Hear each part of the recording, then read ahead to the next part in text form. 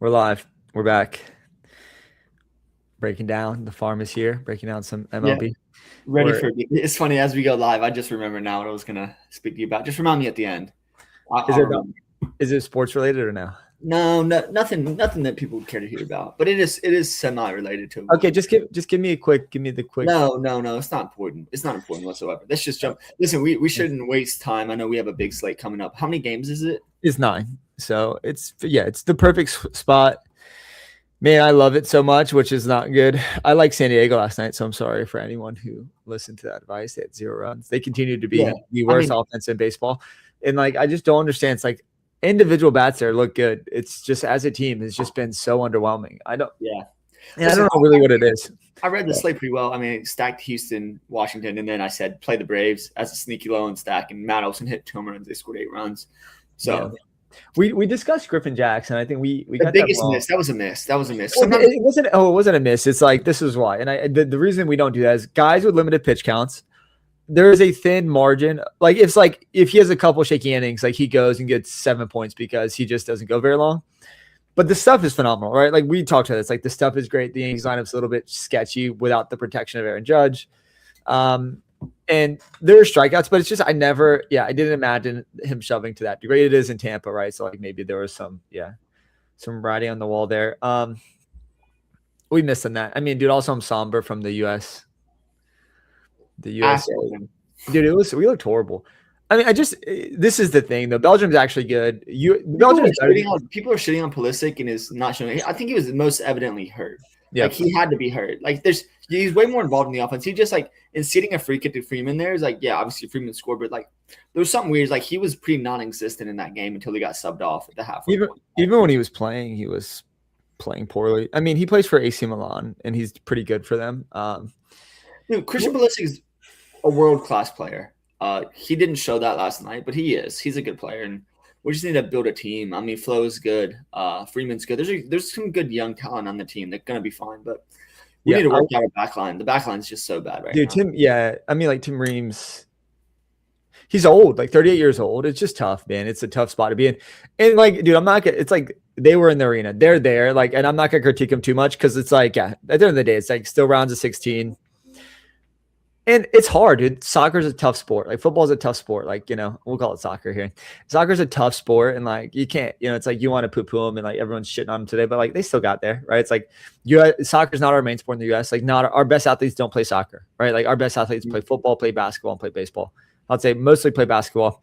Like if we had a bunch, if we had a bunch of Eric Holland, like we could have guys like Eric Holland. I don't think it's like, the U.S. doesn't have those athletes. I think we do. It's just they don't play soccer. That's all. Yeah, our feeder systems aren't as good. Well, it's just because it's not our main sport. Like I work with a lady. She's from Argentina. She lives in Texas now, but like Messi's a god there, and like that is their sports. Like everyone grows up doing. Like no one like Argentine people don't grow up and like, oh, I want to play baseball, I want to play football, I want to play basketball. Sometimes they play baseball. Sometimes they do come over and play the sports, but the sport is soccer, right? It's like. In a lot of these countries is that way. It's like that is their big. To be honest, you don't need to be a physical freak to play soccer. And like, look at the American sports. I mean, we have absolute units here. It's like you need to say. But if we could have an Eric Holland like forward, we could, for sure. We have the athletic prowess to have. We have those guys that are just not playing soccer, right? It's just I would love for more of that to get. It's just like tough because like the World Cup comes around every 4 years. I mean, like not to shame like the sport, but like I'll probably forget about it for the most part until like, I'll watch the rest of the World Cup for sure. But like I won't watch, I don't watch like the Premier League, Champions League. I just don't watch. That's just not. So I'm watching this in Europe. It's different time zones. I prefer like the main sport. So, yeah, man. Let's jump to the slate. Yeah, because we got a lot to talk about and not a lot of time. But I did want to add that, like, yeah, I had success last night, but I got cooked as far as pitching goes. I played Gosman, not a good play. Good play, but not a good result, I'd say. Played a little Cam Schittler, and that was fine. But it was like Cam Schittler on my Brave stack team, and my Houston, Washington stack had, like, Gosman. And I paid down for Lauer, who Lauer put up 8 points, which is fine because I just min-priced them, but still not enough. Still decent showing. I think I won about 70% of entries back, which is fine. I just attacked. As long as you're not losing all your money in DFS, that's a win. So while you're talking, I'm just looking at the weather. I'm just making sure everything's okay. I think there's more or less fine in the traditional. In the late slate, everything's great. Yeah, no issue. I don't see it. I think like some light rain here and there, but nothing enough to PPD a game to consider, defading. And I don't think there's like a weather spot that stands out as like the best weather spot. So no need to start there. Cool, man. Let's do this damn thing. You want to start with the first? I'll go game by game. I'll do it. I'll have the pricing here, and I'll lead the ship, and then I'll bounce it to you. So we have the first game of the slate is Philly at Cincinnati, and we have Zach Wheeler in mound for Philly, and then Andrew Abbott coming back for Cincinnati. I know we were working out this morning. We were kind of talking about this game already. I just love Philly here. So Andrew Abbott. I don't know if you want to pull up this StatCast, but it's like we talked about this. It's pedestrian. Everything, like all his like ERA, the numbers on the screen, like the non-predictive numbers look good. You're like, oh, it's actually been solid. Like his record's good, his ERA is low, but like the underlying stuff is not good. I do have a lot of him in best ball because of where he was going. He was an innings eater, and he continues to do that this season. But man, I love Philly here. Great American Small Park is conducive for the lefty power, and for me, when I like to sack Philly is against pitchers that don't strike guys out. And Andrew Abbott, that his worst trait is he just doesn't strike guys out. Like he can pitch to contact, which is not good for a guy facing the Philly lineup. Schwarber to me is like probably the best outfield player in the entire slate. He just feels like he hits multiple home runs in this spot tonight. I think he'll go somewhat lower owned because it's lefty on lefty. He's been somewhat slumping, but like this is the Schwarber spot where he goes out and puts up 40 points, and you have to have him on your team. I like Bryce Harper a lot. Again, this is lefty on lefty. I think the ownership will be a little bit lower because of that. And then two other guys I'll mention. So Derek Hill is a value. He fits in there against right or lefty, so he'll play over JP Crawford or not, Justin Crawford. Sorry. And then Edmund Sosa, like he's a lefty masher. They always play him against lefties, and I feel like every time they play against lefty too, he hits well. So I think those are the kind of some cheapies I like to fill in. Trey Turner's been stealing the bases back again. He's not that good off. His backcast is horrible. I mean, they have such a long deal on him. Like, God, the thing is, he hits and steals. He is expensive. But for me, I'm looking at like a traditional wraparound stack, right? An 8-9-1-2-3. That's kind of how I feel the lineup will be produced. But also, like, I like the way that shakes out. But there's no one in the lineup that I wouldn't play tonight. I mean, Bryson Stott, Edmund Sosa, Brendan Mars, Alec Bohm. Oh, like Alec Bohm is fairly cheap. But like for me, it's like, I like Edmund Sosa. I always like to slot him in there against a lefty. And he kind of fits the stack well. And then pitching wise, I love Zach Wheeler. The reason I like Zach, I guess if there was other aces, I probably wouldn't like him as much, but there's just not a bunch of good, safe pitching that has a decent ceiling. I think Zach Wheeler provides that here. We've talked about this. He doesn't strike his K rate is not as high as it's been in the past. But he still looks sharp. Like this stuff is good. He's getting weak contact. And I just feel like on this slate, he's fairly safe. He's like he has like a 22 to 25 point floor, I feel like, against Cincinnati. The park is a little bit worrisome, but Wheeler doesn't really give up much power. So I think this is just a good matchup. I think even in an event that he goes 7 innings, gives up 4 runs, like I think that's going to be enough here if your offenses do well. I like Zach Wheeler a lot. I think he will make most of my teams tonight just because of the lack of options we have at pitcher. But I'm not interested in Cincinnati either way, like offensively or like with Andrew Abbott coming back. So it's going to be full send on the Philly side today. Yeah, I think that's fine. I mean, obviously, I love Philly. I think Wheeler is fine. I mean, there's other pitchers we will talk about in the slate that could probably put up similar floor ceiling combos. Wheeler just hasn't been. This underlying stuff is fine. It's just the park's a little bit of a risk. You tell me he gave up 4 runs. If you tell me he gives up 4 runs, I'm not playing him. Yeah. I think he could go under that number, and that would be the hope if you played him in this spot. But nothing to add intangible. I mean, I think Phillies, just play the Phillies.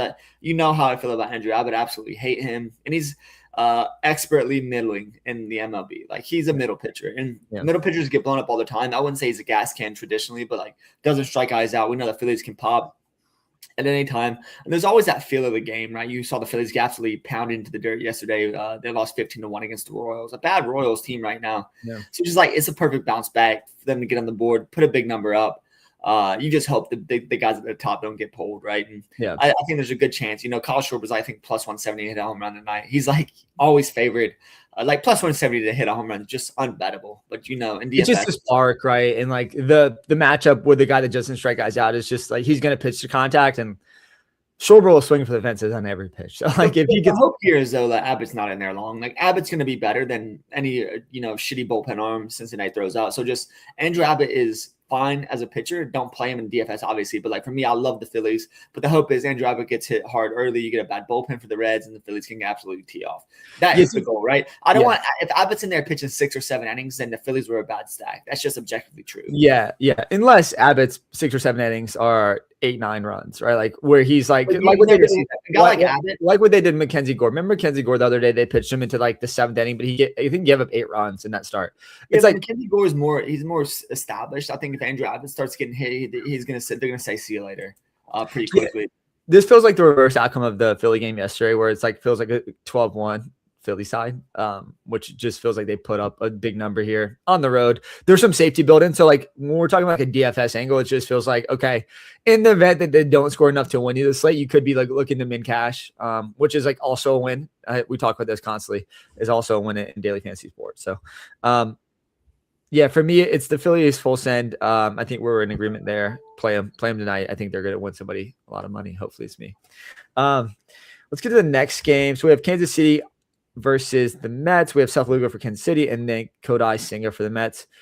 They've been doing something weird with Senga. They're like giving him like so it looks like he's just going to full start. I don't know like what the count is going to look like, but they've been trying to limit his innings, and I think it's been working to some degree. Like he's been limiting the damage and his, when he goes 40, 50 pitches, I think maybe they'll just do that again. I think he's unplayable at that price, but that makes me not like Kansas City. Like I do like stacking against Senga, but I just feels like he's going to be in there for 3 to 4 innings, and that's just not enough. I don't know who's going to come in behind him.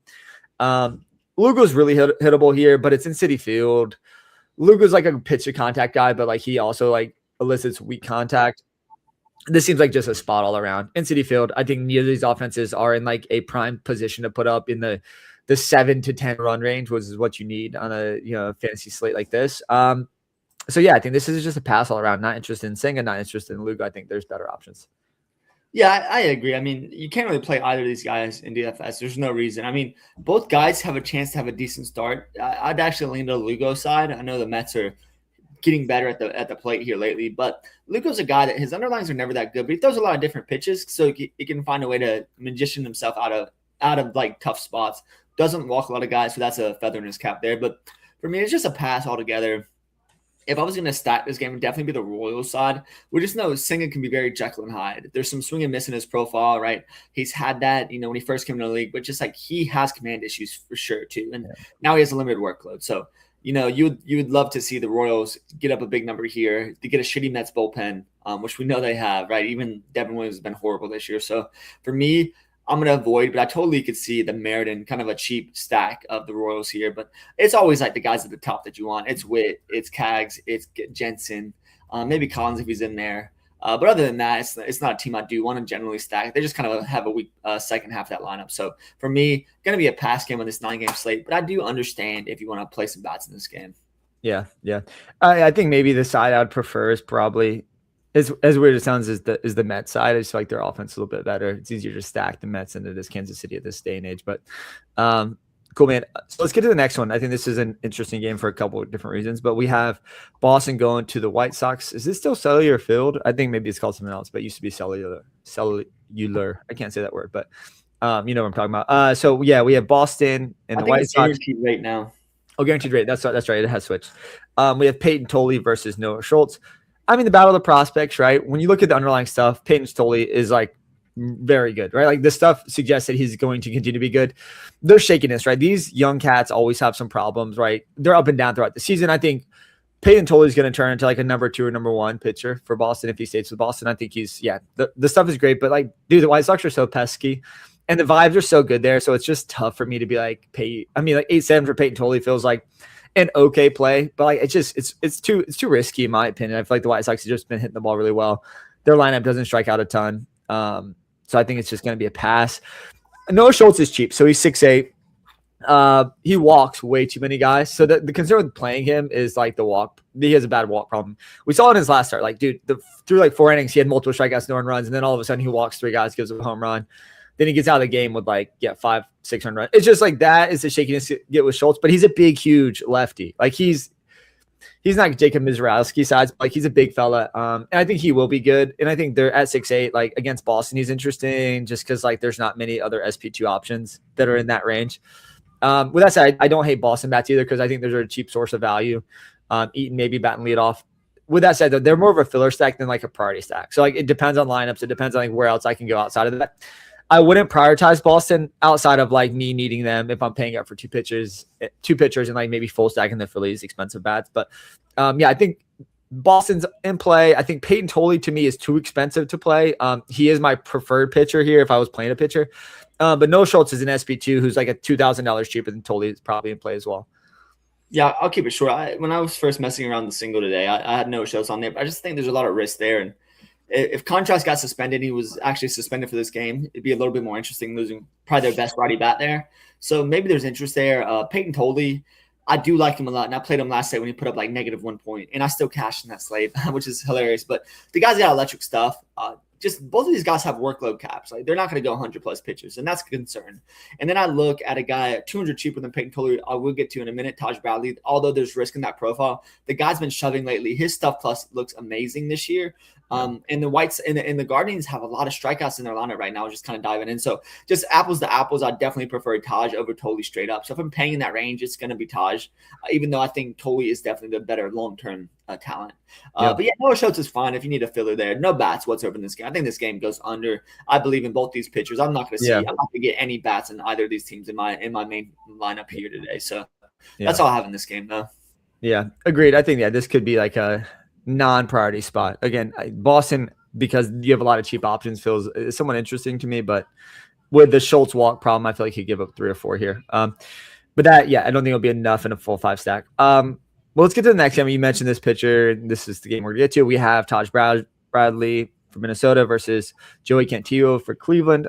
Yeah, when you break down the slate, like both these pitchers are actually firmly in play. Cantillo has been really good lately. The underlying stuff is not great, but it's okay. Minnesota I hate, so like I'm always interested in pitchers against Minnesota. And then Taj Bradley coming back. He's like he's one of those guys that comes out and has the 4-point starts once in a while. And I think here against Cleveland, a team that's just completely hurt. They don't have much to scare you in the lineup.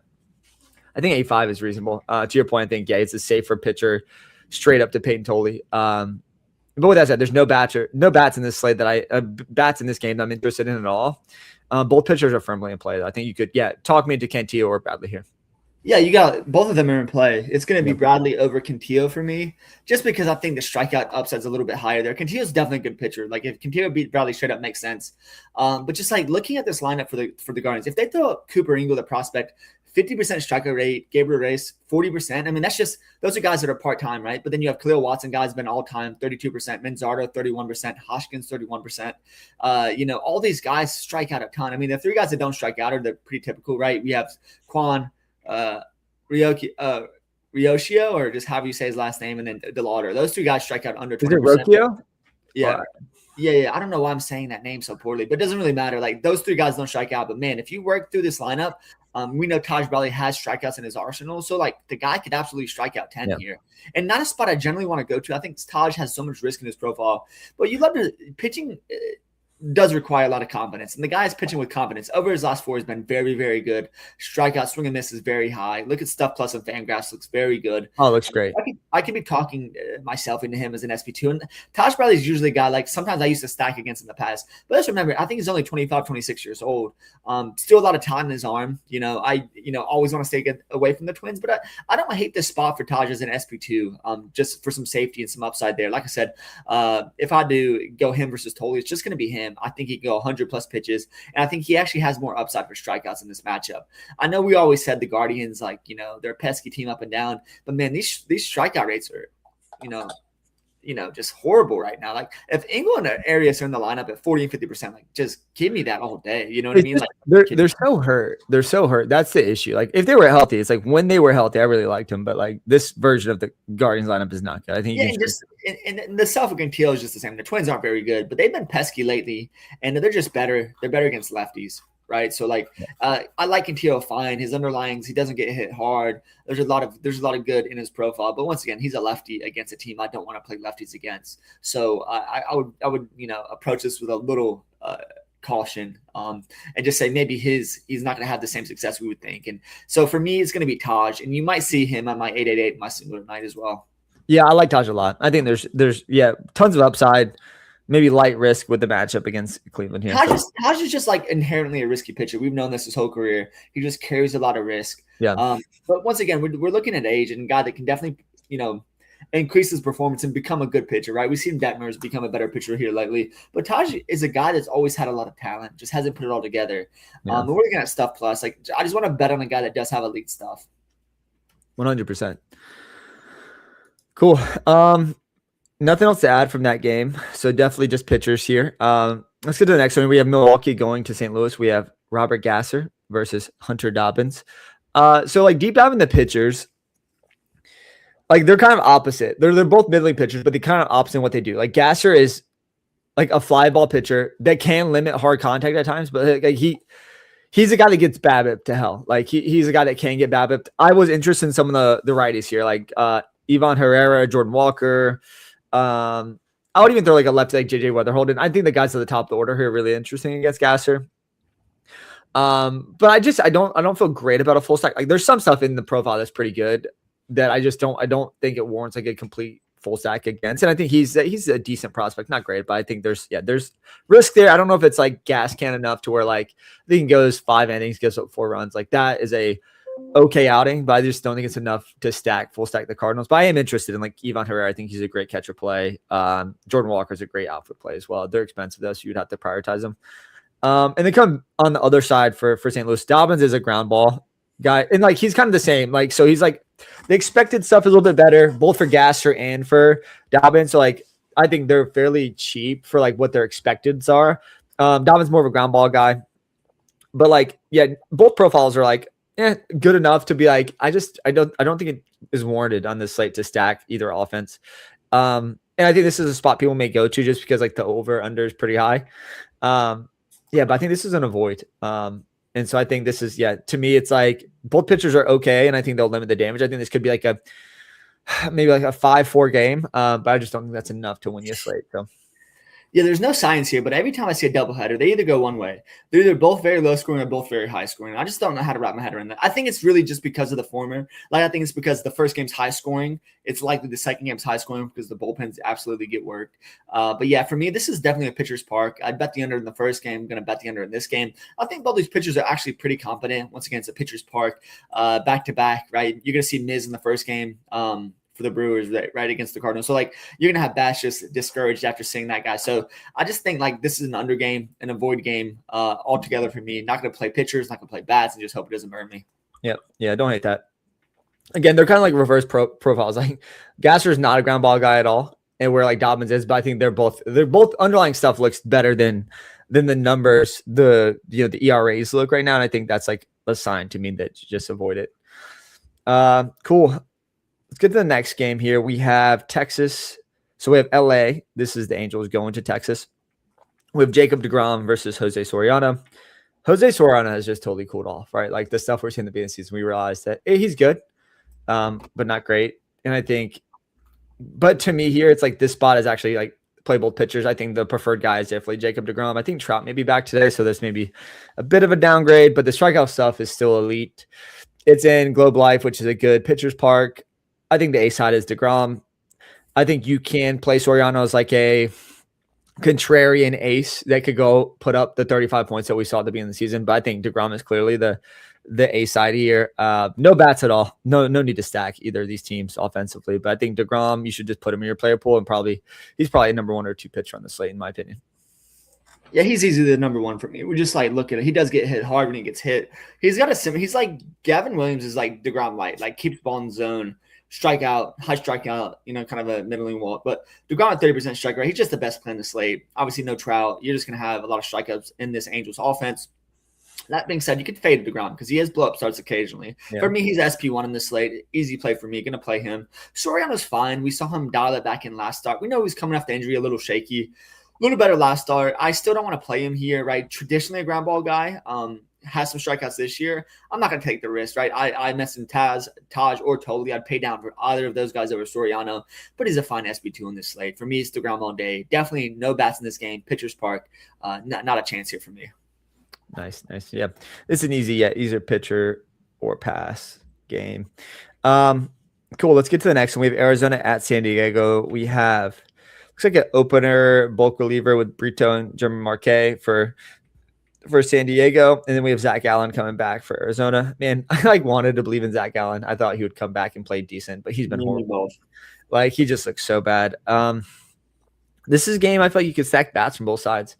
I think my preference, man, I've been chasing San Diego for so long. My preference is San Diego. I think there's some cheap value in that team. The guys are just affordable, right? It's like because they haven't been performing well, like they're cheap, but like Gallen is a gas can. Like I don't know. It feels like he's not going to be in the league at past the All-Star break.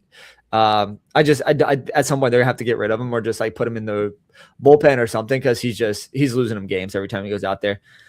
I don't like the bulk reliever like opener model when I'm stacking the offense because you don't know who you're going to get. So to me, it's a little thin to play Arizona. So I think prefers that San Diego. But like, man, you can see Arizona put up another 8 spot like they did last night against Walker Buehler. I think, yeah, price wise though, I think San Diego's the preferred offense for me.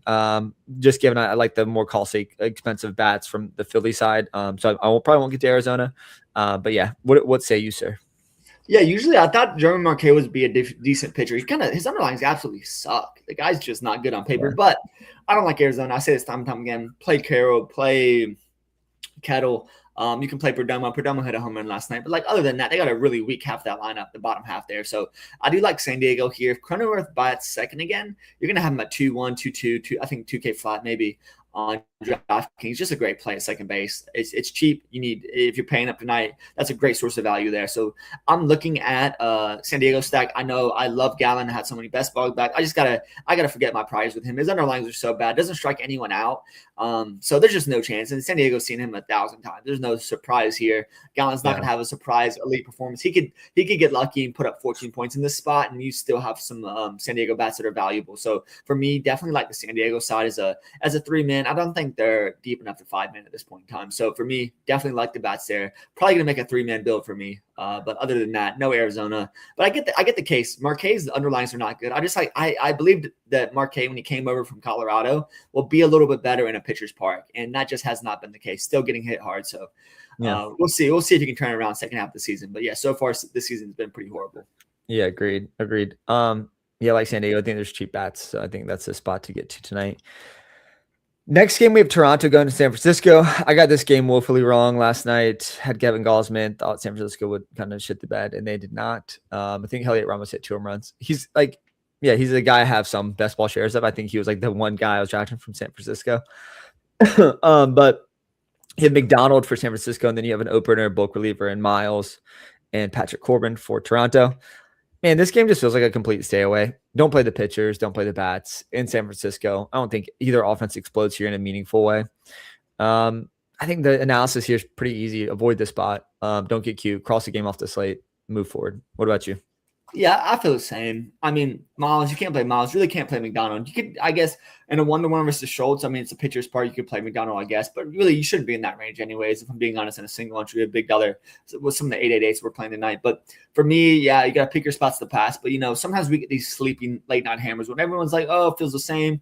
We got better spots early. That's just sleeping this late one and pass, and you have a 10-to-5 game. So that's possible here. Neither of these pitchers are world beaters, so I get that. Just pitcher's park.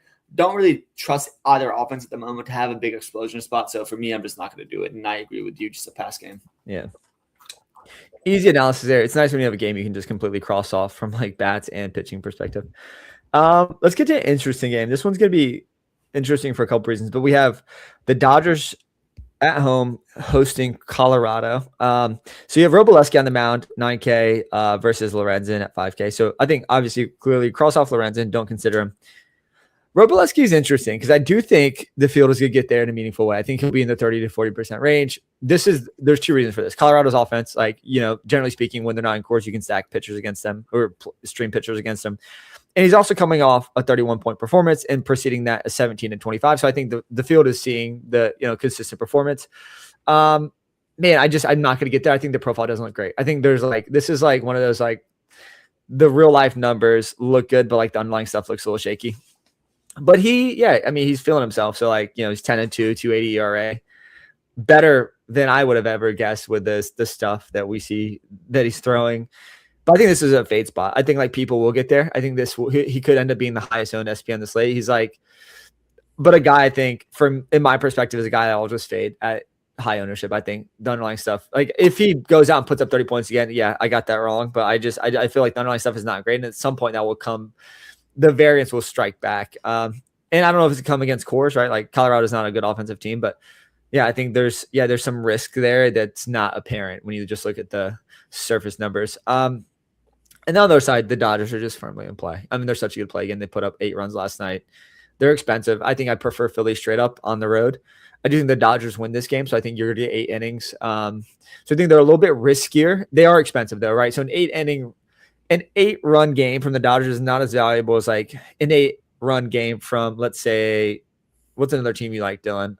San Diego, right? So San Diego puts up 8 runs. Like that 8 runs is more valuable than the 8 runs for the Dodgers, mainly because of the cost. So yeah, expertly put. Yeah, so like 8 runs for the Dodgers, you're paying for it. 8 runs for San Diego, you're not paying for it as much. So the value is just much higher. Yeah.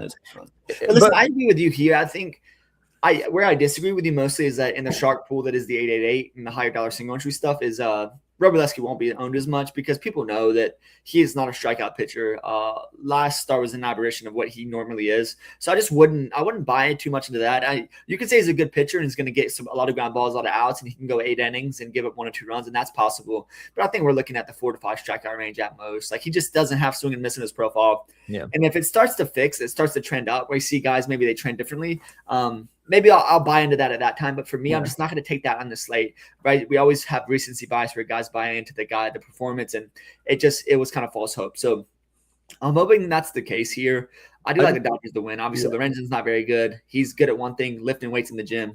The guy's an absolute He's an absolute unit, dude. Just the guy absolutely has a ride on from hell, but he's going to get lit up here. Definitely can stack the Dodgers here. There's just something weird about stacking the Dodgers. Like you said, you're paying so much and you really need these guys to mash. And it's just like whack-a-mole there. Like Kyle Tucker's been horrible, but like you're going to play Pajes, you're going to play Teoscar. Like you can play them all, but like that's your priority stack. And I just don't know if I want to do that today at home. But once again, talk about these sleepy late night spots that people often overlook. The Dodgers are never overlooked because they're, fan favorites out here. But for me, I'm really torn. I'd like to get them on the 888. Probably won't make my build if I'm playing Philly. So it's really Philly or them. It's going to be Philly is the priority tonight. Yeah, for sure.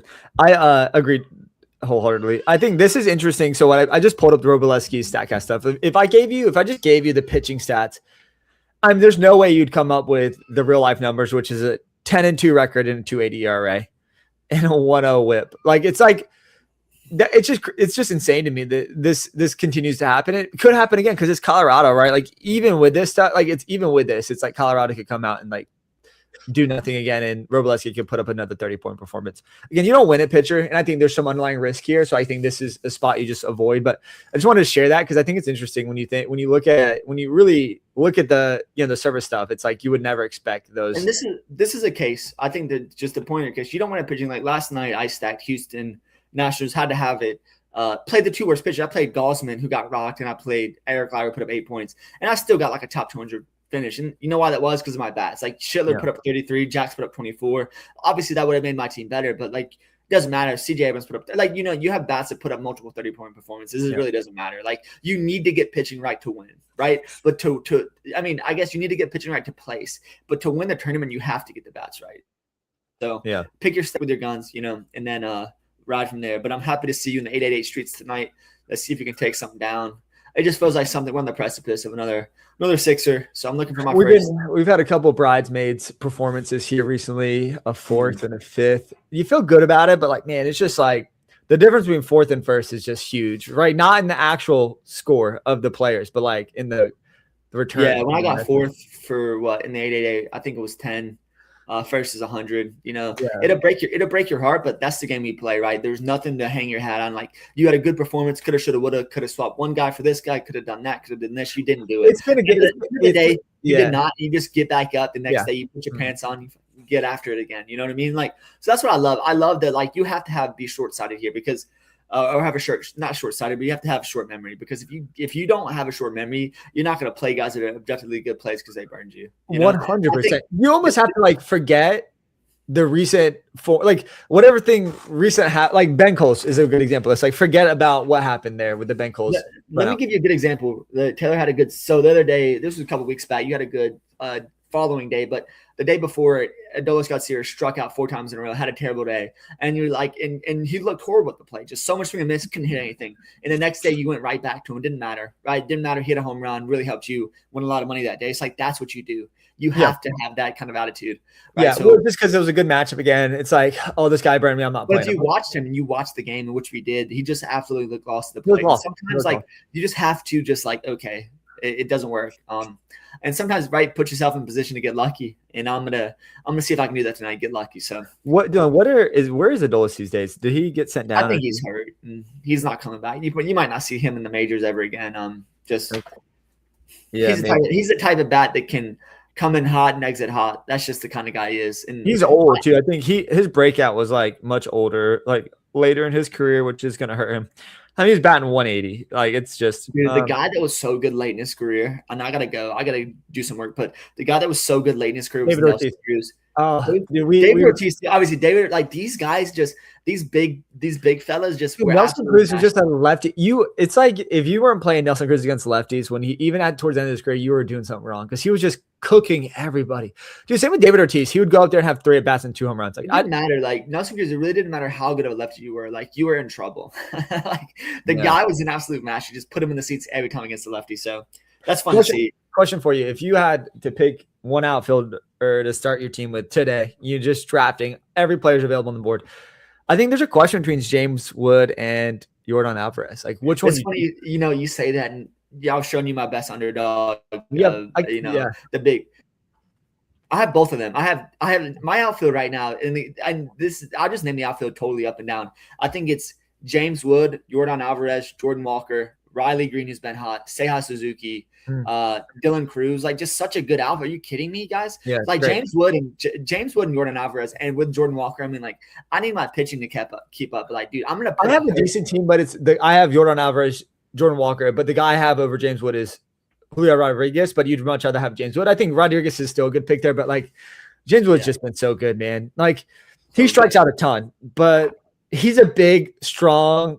Like the thing with him too, he's young and he's fast. Like if he stays healthy, he's like, I think he'll be going in the top 12 of draft, right? Like he'll be a top 12 outfielder for sure next season. Oh yeah, he'll be a first round draft pick, no doubt. And like how do you not take him over Corbin Carroll, right? Like you have to take him over Corbin Carroll. Corbin Carroll's going to be fine. It just the offensive situation around Corbin's not as good. Corbin has more upside for stolen bases. Definitely does not have as much upside for home runs. What's the numbers right now with stolen bases? Who's ahead? I think James Wood is, right? I'll have to look. Let me look. I think it's pretty close, to be honest with you. I want to say James Wood is close to 20 stolen bases though. Like I think he's been running quite a bit. That whole Washington and the White Sox are very similar in their builds. Right now, it's like preseason, everyone's kind of down on them, but everyone's Curtis Mead. Like, where the hell did he come from? You know what I'm saying? Like, Curtis Mead was a guy that was a good prospect. He played in Tampa. Was always kind of a lefty masher. Now he's mashing righties though. Yeah, it doesn't matter. He's like, I'll call my name. He's there, dude. Damn it, dude. Last night I was just watching that game. I'm like, fuck, dude. I can't believe it's just, of course, like, why not stack Washington against Burrows? And I did. And I had Abrams. I had the guy at second base who put up 20 points, 3% owned. Was that the Nunez or whatever? Yeah, I had Issa. I had so many good bats in that game, but then Gosman and Lyra proceeded to shit the bed. If those guys go 30-30, I'm in contention for a top 10. But yeah, we roll the dice, baby. And sometimes you roll snake eyes, and then sometimes you roll double sixes, and you're pretty happy. So, but yeah, I gotta jump off. I do have to do some work. We'll be back to chat tomorrow, break down the slate, and maybe we'll talk a little Scottish Open at the end and talk about some of our lanes or some of give me one high, one low before you jump. I got to jump off a call at 12:30 anyways, but give me a guy at the top of the board in golf and a guy at the bottom of the board that you would bet this week. I'm gonna give you a guy in the middle of the board. Don't give me Adam Scott. Don't give me Adam Scott. No, Christopher Rayton. I think Rayton can win this. That's the guy.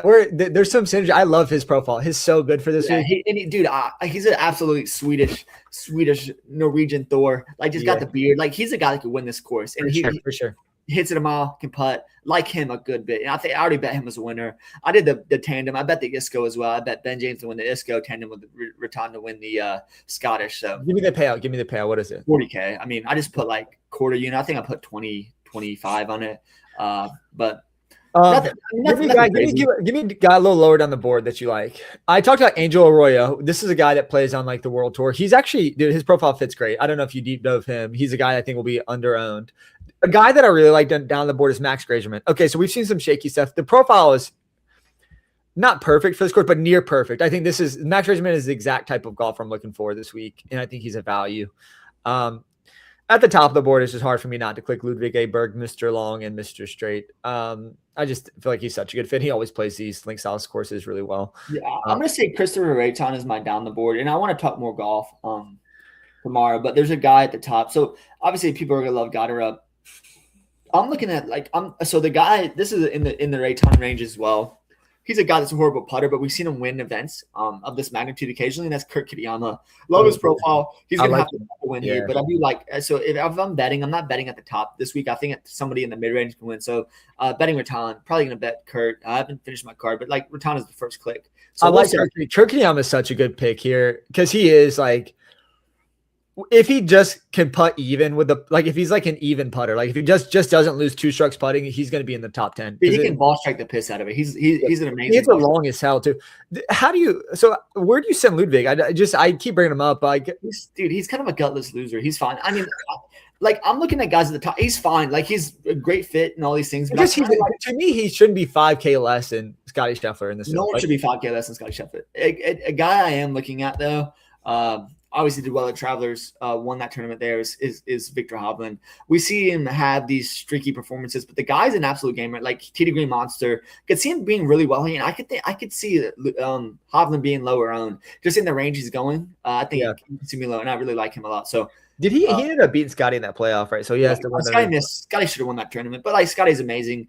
The interesting thing to do this week is to play Scotty because you're gonna have to build an absolutely terrible team. He's 14K with no. I just feel like it's tough because I think even a top 5 is not enough. Like it's like he has to win outright for your team to have a chance because it is down the board is really weak. Like there's again Ludwig Aberg being 5K less than Scotty Scheffler is just tough click this week. I mean, and I think the odds are starting to reflect.